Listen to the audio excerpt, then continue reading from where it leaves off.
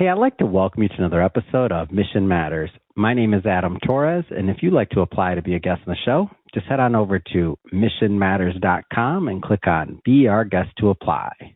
All right, today I have Shri Ramaswamy on the line, and she's CEO over at Charlie.ai Inc. And Shri is a return guest to the Mission Matters platform, and happy to have her back. So first thing first, Shri, welcome back to the show. Happy to have you here. Thank you. I am so happy to be back. All right. We got some updates here today. I definitely want to get into the work that you're doing over at Charlie.ai, of course, and overall to get into your concepts and your thought processes around AI, why it fails in regulated workflows, and also get into domain-grounded risk intelligence. So I want to get into your concepts and ideas around that. But just to get us kicked off here, for those that maybe didn't catch our first episode, we've been fortunate. The platform's growing, thankfully.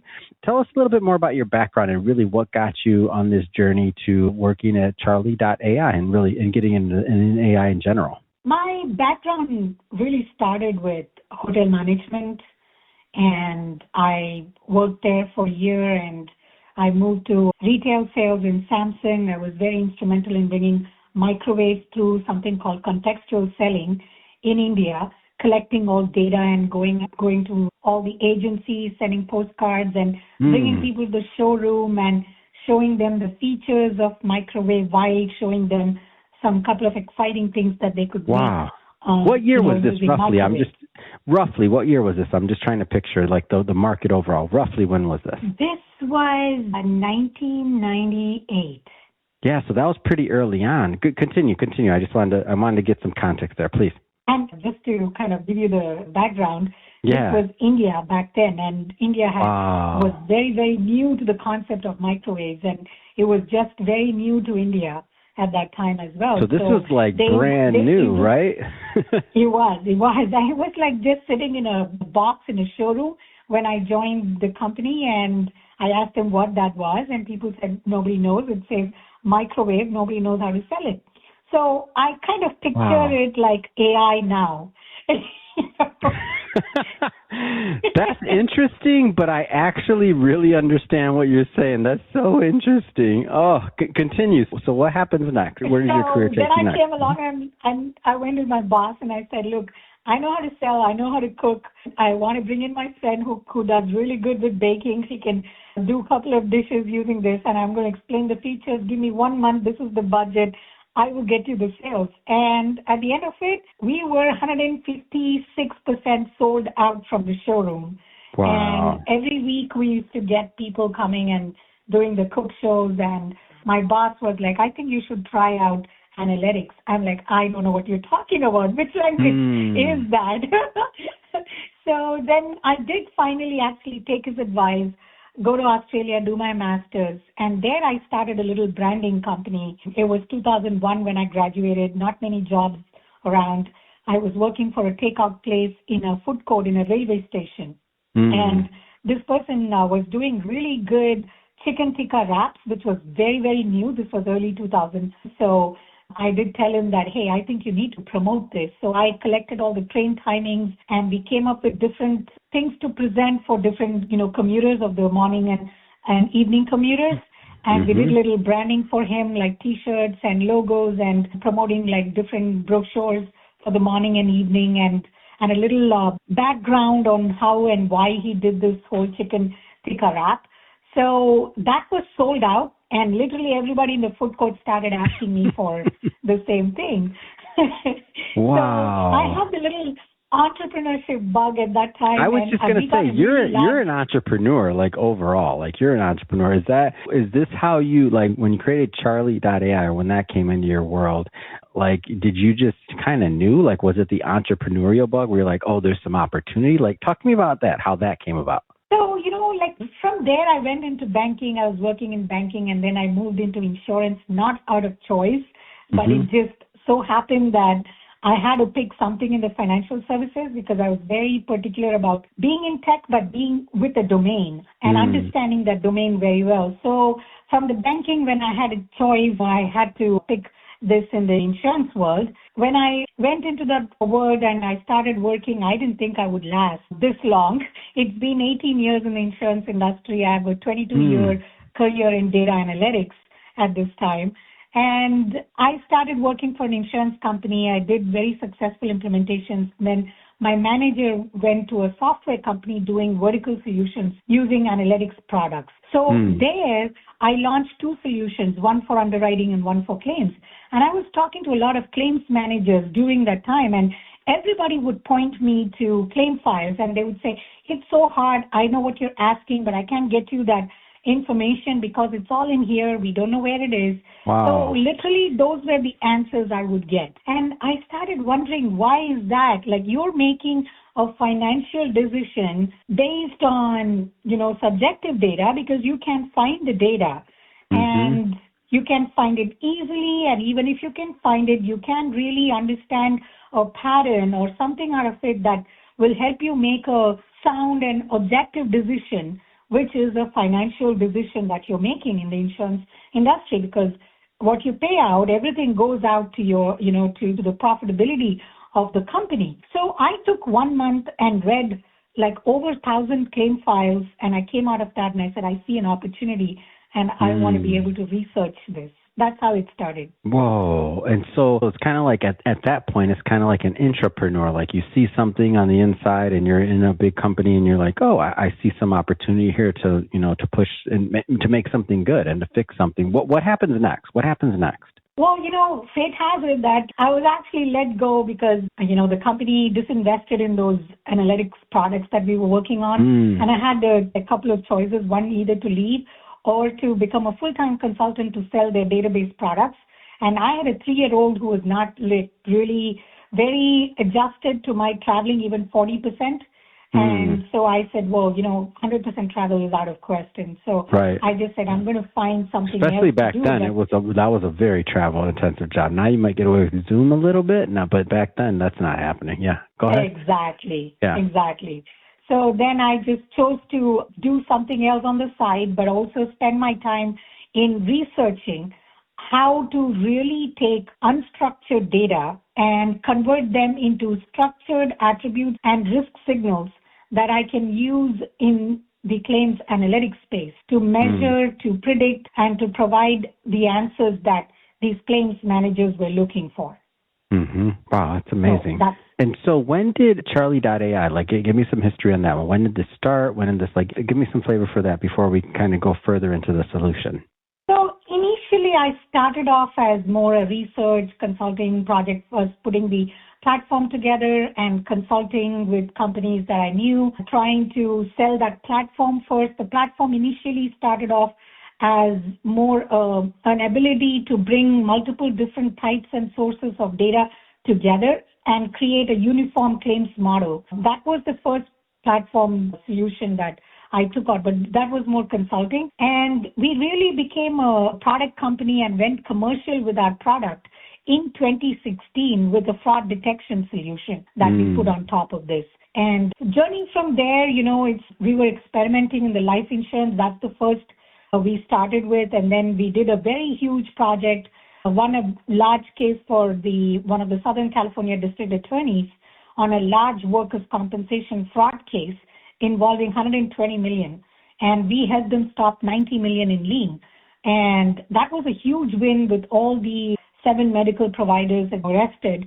And it was a very interesting one where we thought, and where we were told also that, hey, if you can actually put this in the front of the system, which is in the insurer's hand while they're getting the claims, as opposed to getting it at the very end and chasing people, and most of these fraud actually comes back to you and me as premiums. We are paying for all of this. So, if you put it in the foreground, the front end of the claims process, this would actually be more helpful. So what we did was in 2017, we also got a homeowners customer. And what we very quickly realized is that all these insights that we started to collect, anonymized insights that we started to collect actually sounded like and looked like gold mine to me. So I said that we want to stay focused in doing 2 things. First, in creating a claims language that will understand beyond English the severity and the language and the domain context of claims and insurance world. Second thing is we wanted a proprietary database of all these anonymized insights that we can actually ground and we can create a baseline. And that's what we did for the next 4 years, from 2018 to 2021. And we said we want to be only in the property and casualty space, both commercial and personal lines, and we want to train our language model. Even before OpenAI came out with the English language, the LLMs, we had already, built a language model. In today's world, it's actually called a RAG, or a knowledge graph, and that's kind of something we already built. And in 2021, end of 2021, we completed our training, and 2022, we started going mainstream 2023 onwards, actually. You mentioned LLMs earlier, and I kind of want to circle back to that. And this is a kind of a term that we hear pretty often, and most of the time we're thinking like, can LLMs read anything? Like when it comes to regulated industries, like where do you see some of the hurdles there, or the challenges when it comes to AI, and really especially going to the regulated industry specifically, especially in what you're working in? So regulated industries are not very tolerant about black boxes. Yeah. And literally, if you think about AI today, everybody talks about generative AI, and that's not the only kind of AI. There is generative, there's also prescriptive AI, as they say. So when you think about machine learning, NLP, all the other techniques, that's all good. But when you look at generative AI, LLMs are based on generative AI. What it does is it's learned from a large volume of publicly available data, first of all. And second thing it's doing is it's just predicting the next set of keywords that it's learned from, a bigger pile of the publicly available data. So from a regulation standpoint, claims insurance data is not publicly available data. So LLMs are not trained on any domain that is regulated in nature. They never put their data online. They never publicly put their data out. So there's no way LLMs could have learned from something that is not publicly available. So first of all, it's missing the context. And second, this whole generating text creates inconsistency, which means that if I ask an LLM one question now, and if I ask it a different way, or with maybe a different claim, it's going to give me different answers. And we have already, tested this. Because first, it doesn't really understand the domain language, first of all. It doesn't understand why something is serious. And in the context of claims, this becomes even more critical, because in claims, there is a saying that you take the claim as each claim comes. Take it as each claim, like take it one by one. And what it really means is that you have to take that claim for the facts of law that claim presents. So, which means no bias, no discrimination, no bias. You only purely look at facts of loss, what happened, what led to this loss, who was hurt, what was damaged, and what are the proofs of this, what did you say, what is your story, how did you end up here. So you're basically corroborating all those facts of loss with the evidence, literally. And that's how you're arriving at the objective decision of how much should we pay. And of course, the limits and policy limits and everything, the coverage, everything, all those things come into play. Now, LLMs don't really understand that context. They are inconsistent and they are not explainable because they don't understand it and it's not being trained for that. Yeah. And so it doesn't really know how to explain. Can you tell me, for example, I'll give you a simple example. There can be two similar losses, right? Two similar, let's take auto accidents. Two similar auto accidents might have completely drastically different outcomes, financial outcomes. One could have settled for $10,000, the other one could have been $1 million. And it cannot explain why. It cannot explain why, there's so much of a difference. And then if you are a novice adjuster, for you to rely on a generative AI that is not consistent, that is not going to explain itself, and also that is not trained on the regulations, the state-wise regulations, it is, I think, very dicey. It's like you might as well roll the dice and pick a number. Right. And just because you're just basically kind of trusting blind what the output Yes. is and what the outcome is. Like, Yes. it makes total sense.